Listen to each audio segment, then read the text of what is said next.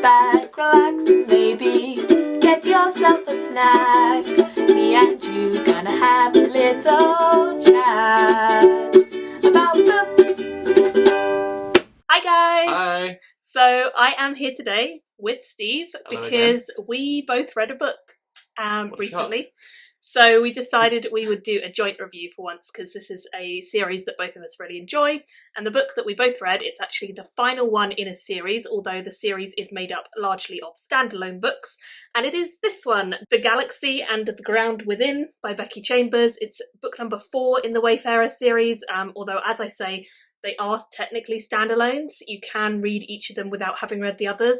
There's usually 1 or 2 crossover characters, so I would say personally I think it is worth reading the series in order, because then you can spot those characters when they kind of cameo in each other's stories. And there's definitely a big cameo in this particular book. So, Steve, what did you think of this book? Well, as I just generally enjoy Becky Chambers' books anyway, this one was just as good as the others. You audiobooked it and I actually read this one. So. Yes, I audiobooked it, and because it was the same narrator, it just made it really easy to get back into it and back into the world. And particularly with some of the recurring characters, one in particular who was Pei, just getting back into that character, it just made it very easy.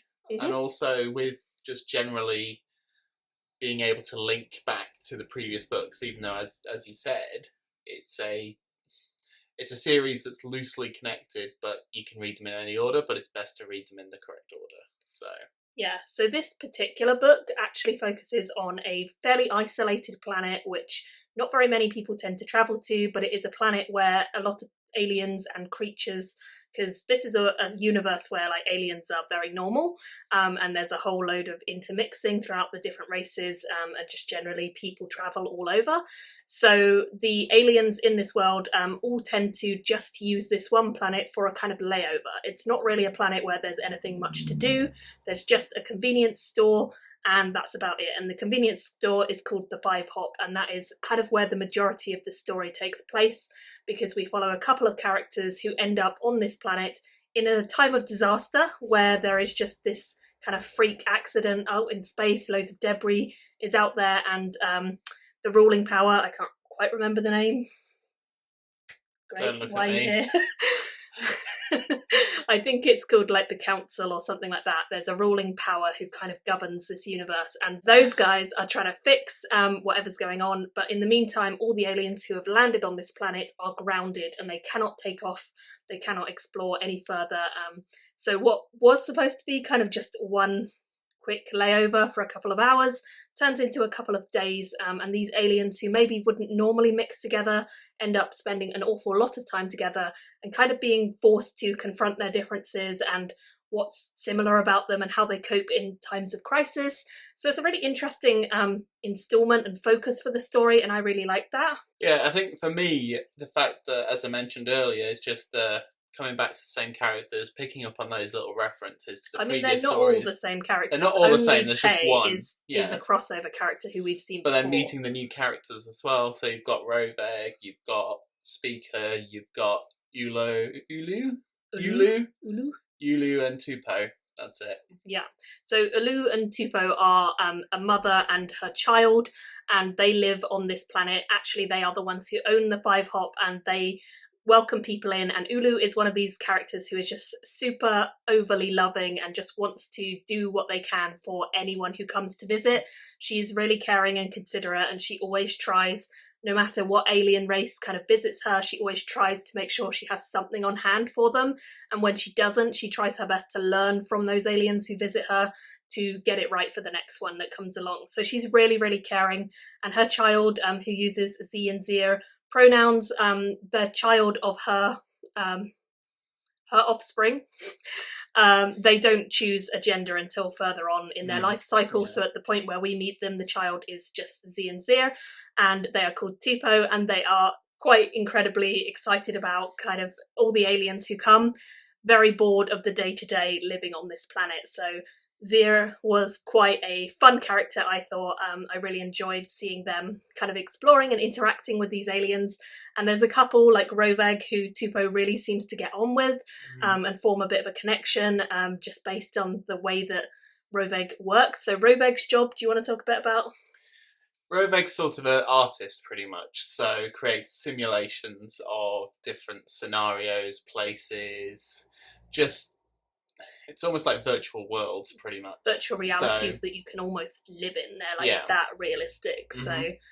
So Roveg creates these simulations effectively, and Roveg's basically sort of an exile at the moment because he created some questionable simulations about his own people, and basically his people just didn't like the simulations he created, so they were like, no, get out. So pretty much he was reported, I think, and ended up having to leave the planet, which meant he left behind his whole family. So he's sort of on this one-off mission, isn't he, to go back to them. It's like the one chance he's going to get a visitor permit to return to his family and see them for the first time in years and years, and this just happens to be a layover on his way. So obviously his delay is quite unfortunate because there is a very small time span that he can get this visitor permit in, and with this delay it's going to be quite a struggle for him to get there. But despite all of that, despite the fact that he's got all these worries and concerns, I still felt like he was one of the most caring characters. Yes, definitely. He goes out of his way to make friends with Tupo. He also goes out of his way to really bond with Speaker, and Speaker is a different kind of very, very different alien to the rest of them. Their requirements are quite unique, and their species has never visited the Five Hop before, so Ulu doesn't really know much about their requirements. They're not really the sort of alien who usually lay over or travel into other kind of societies. They tend to spend themselves most of the time fairly isolated. Fairly insular species as a whole, really. Yeah. And they tend to... So Speaker has a sister, effectively, in... Tracker, that's right. I was trying to think of the name. So Speaker and Tracker are very much like a sisterly relationship. They're always together all the time, pretty much. Very close bond. So Speaker and Tracker have quite unique abilities. Tracker is able to track across the universe, and she's the one who basically plots out their course to find other species and also their own species. And then Speaker is the one who has actually learned a lot of languages. So every time they do need to do a layover, Speaker goes down to the planet because Speaker can actually communicate with other aliens, and each of the kind of aliens in their race has this different specialism, I suppose. So hers is speaking different languages and being able to communicate with other aliens, which is quite a rarity for her species because most of them, like Steve said, are really insular. They don't tend to mix very much. But obviously, occasionally out in big, deep space, you're going to have to mix with other people to get resources and to restock and things like that. So Speaker goes down to the planet to get refueled and to get the supplies with the intention of very much coming back up very soon and seeing Tracker, and off they go. But the delay means that they end up separated, and of course there is also the disruption of all of the communication services between the planet and all of the things in orbit, so they can't actually communicate to one another either.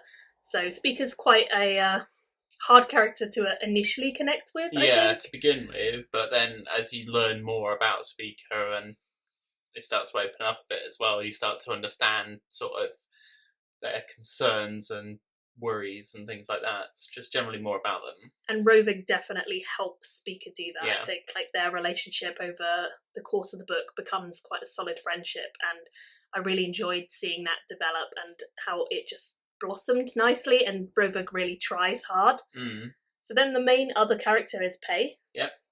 Pei we met in the first book, if I remember rightly, as the partner of Ashby, and Captain Ashby was the sort of leader of the Wayfarer, and Pei is his partner. So, and they had a very sort of secret, closed relationship that they try to keep secret from everybody else because Pei's species they don't like intermixing pretty much. So they always like to stay within their own species. So this is why, and considering Pei's position and what she does, she's got quite a high profile position in her job, and that revealing that could compromise it. And over the course of the book, what you find is that Pei starts to more appreciate what matters to her and realise that some things mean more than just keeping people following happy. all the rules, Yeah. staying with tradition. Like, their race is very built on tradition, and it's very 100%. founded on when something happens, you need to do this, and you just follow the rules because that's what everyone else does. And if you don't do that, you're going to be looked down upon, you're going to be frowned upon. There was a point in history, which you learn about in the book, but I don't think it's a spoiler to say, where their race was very much on the brink of extinction, and therefore there is a lot of emphasis on kind of trying to reproduce and get more people or more aliens from their species to be in the world. However, they are very populous now. Like, they are very much one of the dominant species in this whole universe, and her job is actually to be kind of a fighter pilot in a way. She's like fighting in this war, and she's quite, I wouldn't say she's necessarily a violent person, but she definitely follows all the violence of others. So her kind of confronting some of those things, or being forced to confront them by other characters in the book, was something I liked seeing a lot, and kind of just challenging her own ideals and her own species and why they think the way they do. So that was good to see. Yeah, definitely. I think the best way to describe the story as a whole is probably, imagine you're stuck in an airport because your flight's delayed and you're stuck there for a couple of days. And that's pretty much the most relatable example, really, of how the story progresses and evolves, and how you meet people you wouldn't ordinarily meet, and you form friendships because of this shared experience. So, and that's a lot of what this is about. Yeah, so it's definitely a kind of microcosm of the whole universe, and you just see this snippet of these little characters. But I think Becky Chambers does that very well in all her novels. She focuses on a few characters in a much bigger, expansive universe. Yeah, I am quite sad that this is the last one in I the am Wayfarer as well. series. 100%. I wanted more, but I'm also really excited to see what she does next, because I think she'll probably be starting some new things. Yeah.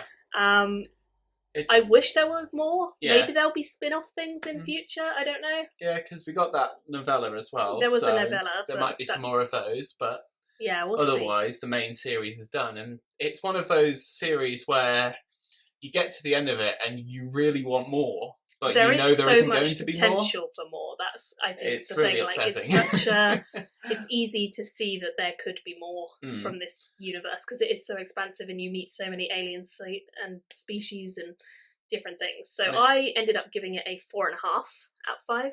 I think I gave it a 5 as well, because I just love the series as a whole. They're just nice, easy to get into as well. They're not, even though it covers some serious topics and subjects, it's not heavy reading. No. It's very light. You can just sit down and relax. They're enjoyable kind of comfort reads, even though they deal with definite darker subjects in some areas. Absolutely. So they kind of touch on the darker subjects more than diving really deep. Yeah. So yeah, what did you guys think of it if you've read it? This one came out a couple of months ago now, so still fairly recent, but we'd love to have your thoughts in the comments if you have read it, whether you really loved it like Steve or just thought it was really good like me. Let us know. And which is your favourite in the series? Yep. Or if you've read the rest of the series so far as well, what your thoughts on compared to the rest of it. Yeah. Thank you all so much for watching, and we will see you in another video very soon. Bye guys! Thank you for watching my video today. Go pick up a book, then come back and chat with me again.